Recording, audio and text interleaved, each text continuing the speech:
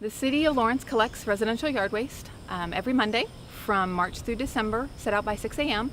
in a city cart, can, compostable yard waste bag, or bundles. We're selling the yard waste carts for a benefit for both the customers and the city loaders. A 95-gallon yard waste cart is $60, and they hold the equivalent of about 6 paper yard waste bags. Also, with such easy mobility, it eliminates a lot of the heavy lifting for both the customers and the city loaders. This is much easier to handle. It's all in one place, and I can just roll it to the curb and roll it back again, and it's not as hard to deal with. Plus, I want to support the environment. Worker safety is a top priority for the city. The city's current fleet of trucks is equipped with tippers that will lift and dump the carts. Other communities using cart-based systems have dramatically reduced injuries to employees.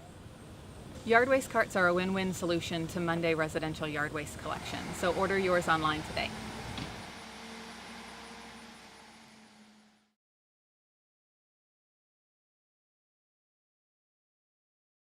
Well, we started this project in late January of this year, and we're looking to have it open by September 6th, which is before the first KU ball game.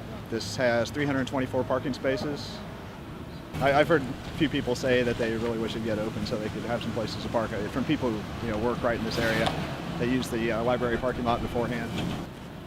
The library was a second component of one project. The library and parking garage are actually funded under the same package.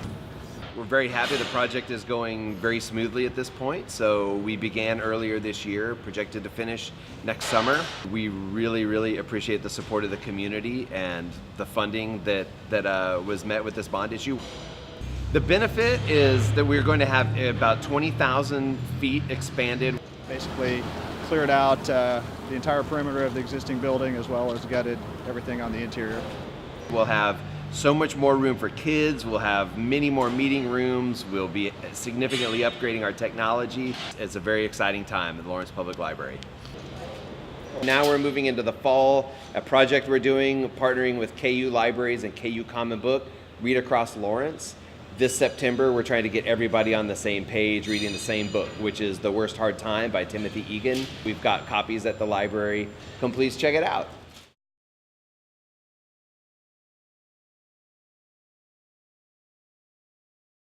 One of the things that we do, we're a full-service engineering firm, so we do a lot of condition assessment of existing infrastructure, existing sanitary sewers. And that's why we're here working with the City of Lawrence, is to do a condition assessment of your sewer system. The City of Lawrence has passed a capital improvement program, and part of that includes the rapid inflow and infiltration reduction program. This year, we're going to be working on some small areas to the very east side of Lawrence, as well as a little bit north of the KU campus. We smoke test sewer lines, and when we're smoke testing the sewer lines, we're injecting smoke into these sewer lines, and this smoke is odorless, it's tasteless, it's non-toxic. But when we put that smoke in there, we really force it through the pipes, and what we're trying to do is force enough flow into those pipes that the smoke actually comes out through defects, through cracks in the pipes, another large source of inflow and infiltration that's getting into the system. And what inflow and infiltration is actually is wet weather or rainwater that's coming into your sanitary sewer system that shouldn't be coming in.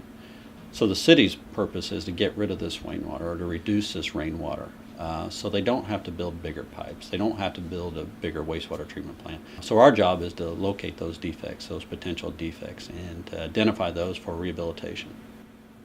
People that are in these particular areas might expect to see some smoke coming up through the ground. If they may see smoke coming up out of their downspouts or their vents in their home as well. The smoke is non-toxic. It doesn't hurt anything. It does not leave a residue.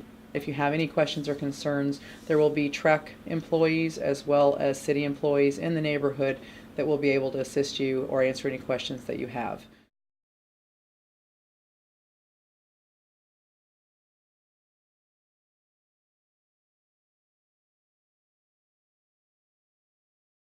The museum is open on weekdays from 10 until 4, and admission to the museum is free. We've received some great support from private donors, from local foundations, from the City of Lawrence, and from the Douglas County Cultural and Natural Heritage Preservation Council. The exhibit helps people explore the history of the development of Douglas County. We also go back to the territorial period and look at the struggle in Kansas to become a free state. We look at the struggles over discrimination and segregation that followed the Civil War when Reconstruction ended, all the way through the events of the civil rights and anti-Vietnam War protests here in Lawrence. We have a whole bunch of really interesting artifacts on view. Some of them relate to Quantrill's raid and to the stories of people who survived the raid. Kind of gives a glimpse at what life in Lawrence was like even back in those early days.